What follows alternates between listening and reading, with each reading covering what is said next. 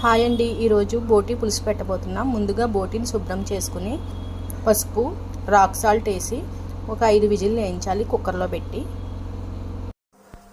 మసాలాను సిద్ధం చేసుకుందాం. 1 స్పూన్ జీలకర్ర,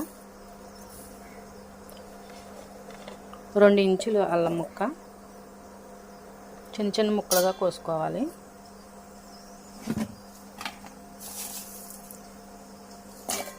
ఒక 10 రెబ్బలు వెల్లుల్లి తీసుకోవాలి. మిక్స్ చేసుకోవాలి.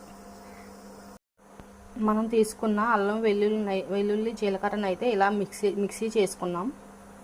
తర్వాత ఉల్లిపాయ పచ్చిమిరకాయలని ఈ విధంగా అయితే కోసుకోవాలి. ఈ ఉల్లిపాయని మిక్సీలో వేసి మిక్స్ చేద్దాం. మనం తీసుకున్న ఆనియన్ని ఇలా ఈ విధంగా పేస్ట్ చేసుకున్నాం. ముందుగా ఆయిల్ వేసుకుందాం.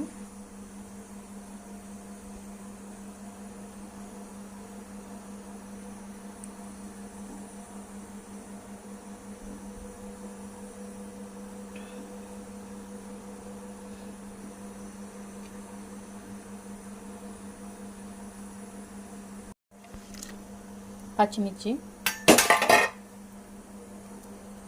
కొంచెం ఫ్రై అవ్వాలి. ఆనియన్ పేస్ట్ కూడా వేసి ఫ్రై చేసుకోవాలి. ఆనియన్ పేస్ట్ని ఈ విధంగా ఫ్రై చేసుకుని ఉడకపెట్టిన బోటీని ఇందులో వేసి వేయించుకోవాలి. బోటీని వేయించుకున్న తర్వాత కొంచెం స్పూన్ పసుపు,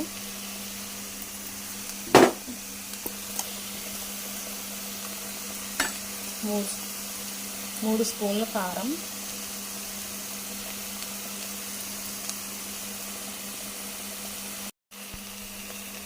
2 స్పూన్ల రాక్ సాల్ట్ వేసి కలుపుకోవాలి.